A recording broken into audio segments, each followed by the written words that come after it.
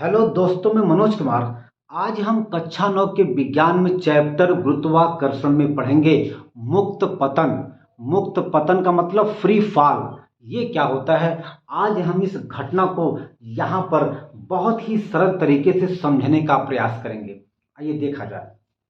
मान लीजिए कि यह पृथ्वी है और कोई एक वस्तु है, और यह जो वस्तु है पृथ्वी की कुछ ऊंचाई पर स्थित है। मानिए अब कोई बॉल है, तो जब यह वस्तु यहां पर विरामावस्था में है तो इस समय इस वस्तु का प्रारंभिक वेग u का मान 0 होगा।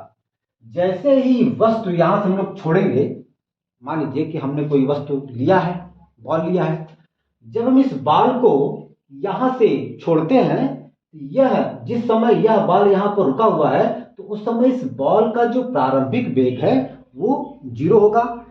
जैसे ही हम इस बॉल को यहां से छोड़ेंगे तो इस बॉल पर यह पृथ्वी गुरुत्व बल आरोपित करेगी और यह बॉल गुरुत्व बल के कारण पृथ्वी पर आना शुरू हो जाएगा। कहने का मतलब ये हुआ, अब यह बॉल जो गति कर रही है वह केवल और केवल पृथ्वी के गुरुत्व बल के अधीन ही गति कर रही है। तो जब कोई वस्तु पृथ्वी के गुरुत्व बल के अधीन गति करती है तो इसी घटना को कहा जाता है मुक्त पतन।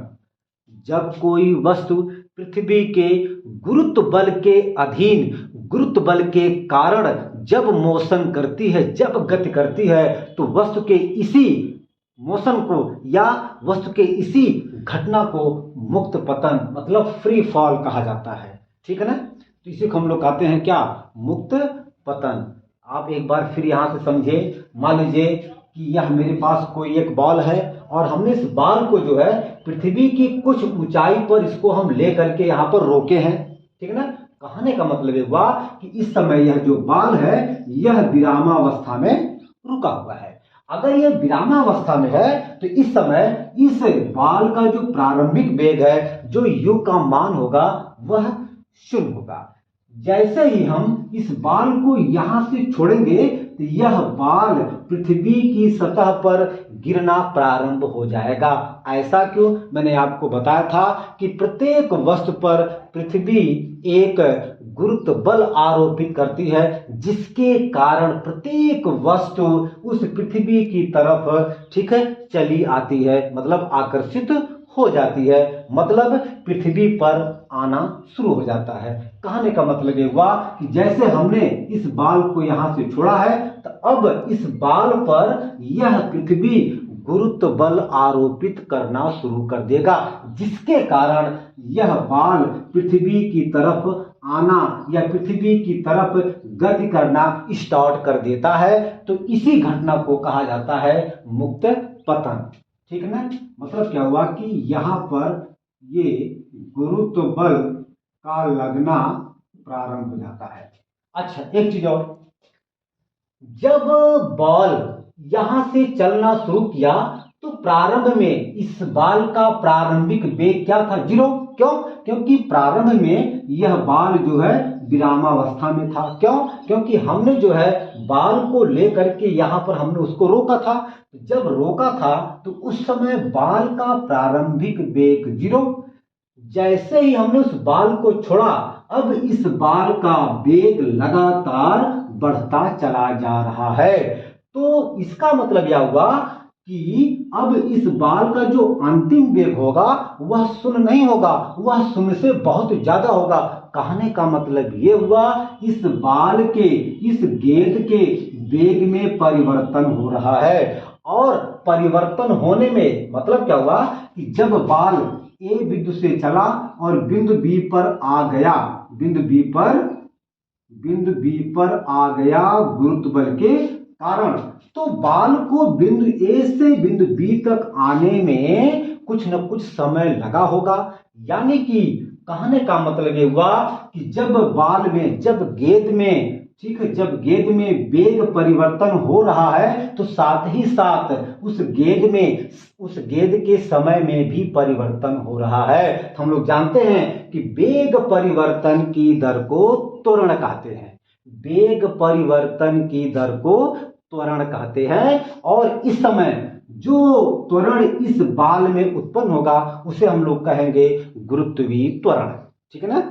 ठीक है, हम लोग यहाँ पर देख रहे हैं कि जैसे बाल ऊपर से नीचे की तरफ आ रहा है तो इस बाल में, इस गेंद में वेग परिवर्तन हो रहा है, और हम लोग जानते हैं कि वेग परिवर्तन की दर को त्वरण कहते हैं।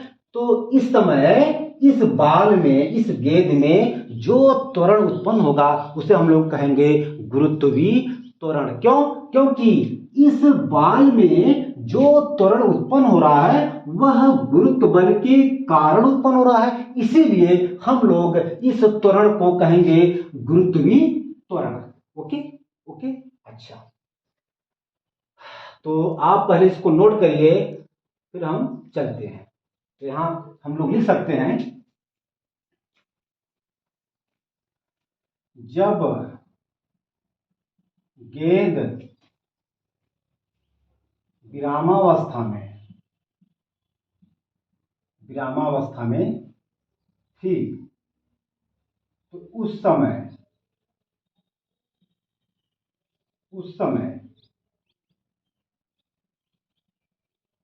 गेंद का प्रारंभिक वेग u का मान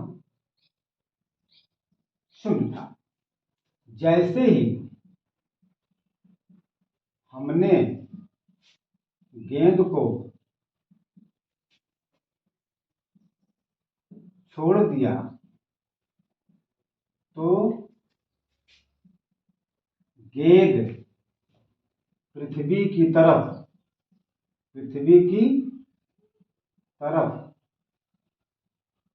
गुरुत्व बल के कारण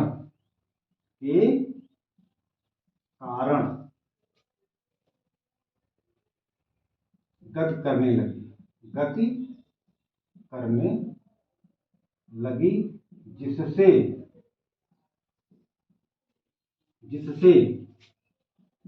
गेंद में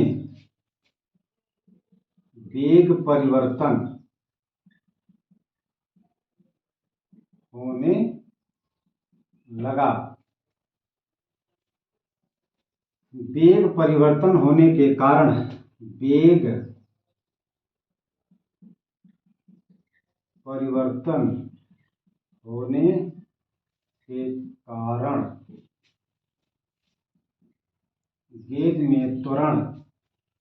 में त्वरण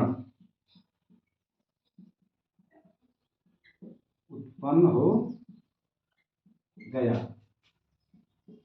क्योंकि गेंद में उत्पन्न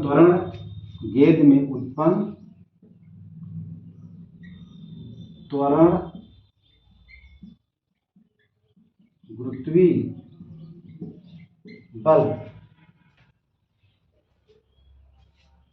के अधीन हो रहा है, इसलिए इस त्वरण को गुरुत्वीय त्वरण कहते हैं। इस त्वरण को गुरुत्वीय त्वरण कहते हैं। ठीक ना? लिखेंगे, गुरुत्वीय त्वरण को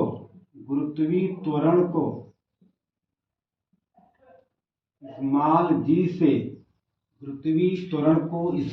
g से प्रदर्शित करते हैं।